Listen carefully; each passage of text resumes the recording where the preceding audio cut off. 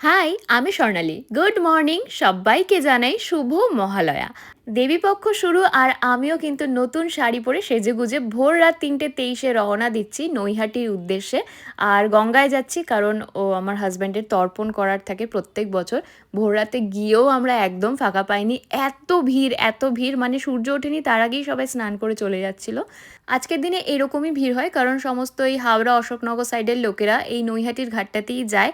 আর এর বেলা হলে আরও বেশি ভিড় বাড়তে থাকে, রাস্তায় জ্যাম বাড়তে থাকে।